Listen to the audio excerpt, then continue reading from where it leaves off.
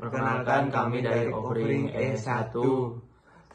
Saya di sini Hasanul Radiansa, NIM saya 240514 60 50 40 dan teman saya Fahmi Fatur Rahman dengan NIM 24051 14 609 335. Di sini kita akan menjelaskan materi tentang korosi. Bagaimana korosi itu bisa terjadi, terus bagaimana cara mencegahnya, seperti apa. Nah, kita langsung saja saksikan videonya. Di sini untuk dari materi penjelasan korosi, apa itu arti korosi dan lain-lain akan dijelaskan oleh Ahsanul Kuluk. Iya, di sini saya akan menjelaskan tentang pengertian apa itu korosi. Ya, seperti ini adalah contoh korosi yang terjadi pada logam, khususnya pada besi.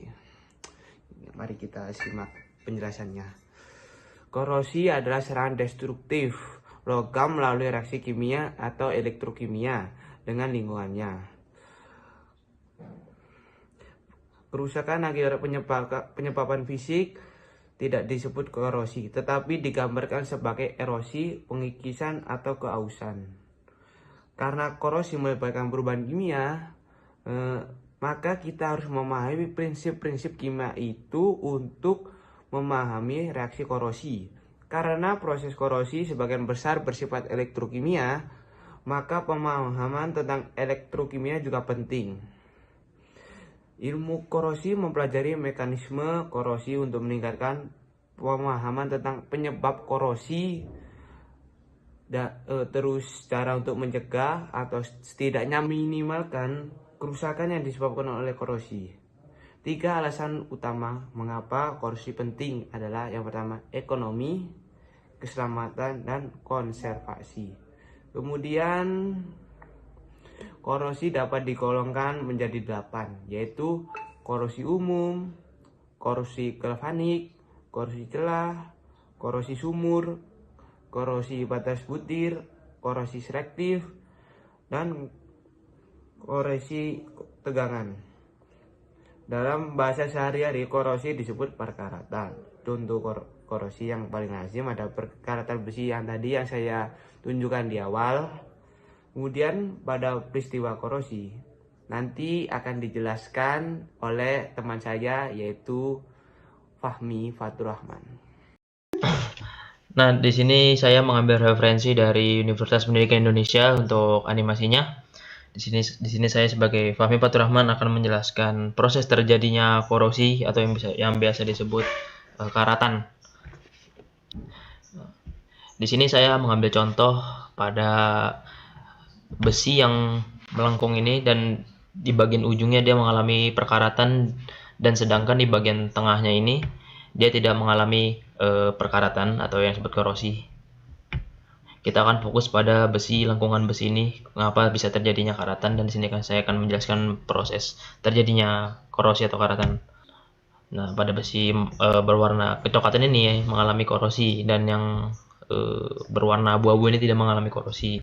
Selanjutnya kita mengambil contoh besi beton. Nah, besi beton yang lurus lalu dibengkokkan seperti ini. Nah, ketika besi beton lurus dibengkokkan, dia akan mengalami pengurangan atau pengeroposan, tapi secara sedikit-sedikit. Nah, ini adalah gambar animasinya, sekitar segini pengeroposannya. Nah, di bagian ujung besi-besi ini ada yang namanya plus dan minus. Nah, yang plus ini itu namanya adalah katoda, dan yang minus ini namanya anoda. Nah, ketika besi mengalami penyerapan air, nah pada kondisi inilah zat elektronika terbentuk. Nah, tadi yang saya sebutkan yang minus sebagai anoda dan plus katoda itu adalah hasil dari air ini dan dengan penyerapan besi ini, dan disitulah zat elektronika terbentuk gitu. Nah, lalu di bagian besi minus ini atau yang kita sebut anoda gitu kan, di anoda ini terjadi reaksi oksidasi besi. Pernah seperti ini, reaksi oksidasi besi menghasilkan ion besi Z+ dan elektron. Hal ini menyebabkan besi menjadi terkikis secara perlahan. Ion besi 2+ terlarut dalam air dan elektron, lalu bermigrasi ke katoda yang sebelah kanan ini yang plus. Di katoda sendiri terjadi reaksi reduksi oksigen yang terfasilitasi dengan adanya elektron, hasil oksidasi besi, dan ion hidrogen, sehingga menghasilkan molekul-molekul air.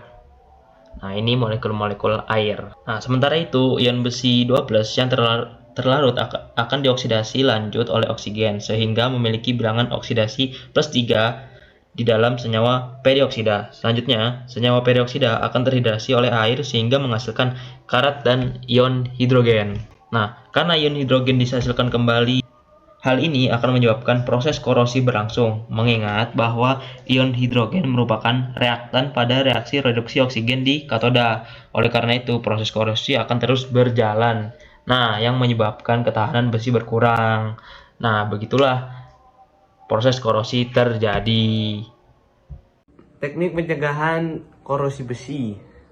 Ada beberapa cara yang paling umum atau yang paling sering digunakan lah dalam industrial. Yang pertama adalah pengecatan. Pengecatan berfungsi untuk melindungi besi dari kontak secara langsung dari air ataupun udara. Cat yang mengandung timbal dan seng akan lebih melindungi besi terhadap korosi. Pengecatan harus sempurna karena jika terdapat bagian yang tidak tertutup oleh cat, maka besi di bawah cat akan terkorosi.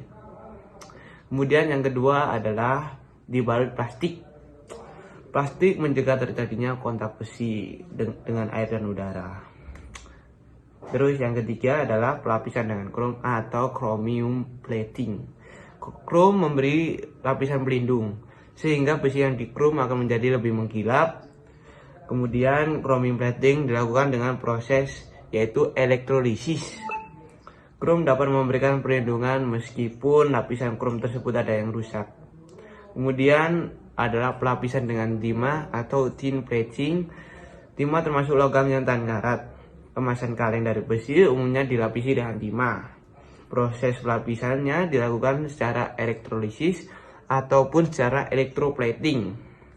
Lapisan timah akan melindungi sebagian besar besi selama lapisan itu masih utuh. Apabila terdapat seperti goresan, maka timah tersebut justru malah mempercepat terjadinya korosi.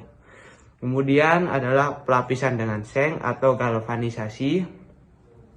Seng dapat melindungi besi meskipun lapisan ada yang rusak. Hal ini karena potensial elektroda dari besi lebih negatif daripada potensial dari seng. Maka besi yang kontak dengan seng akan membentuk sel elektrokimia dengan besi sebagai katode. Seng akan mengalami oksidasi sehingga besi akan lebih awet. Yang terakhir adalah pengorbanan anode atau sacrificial anode. Perbaikan di bawah tanah yang terkorosi mungkin memerlukan perbaikan yang mahal biayanya. Hal ini dapat diatasi dengan cara sacrificial anode, yaitu dengan cara menanamkan logam magnesium kemudian dihubungkan ke pipa melalui sebuah kawat.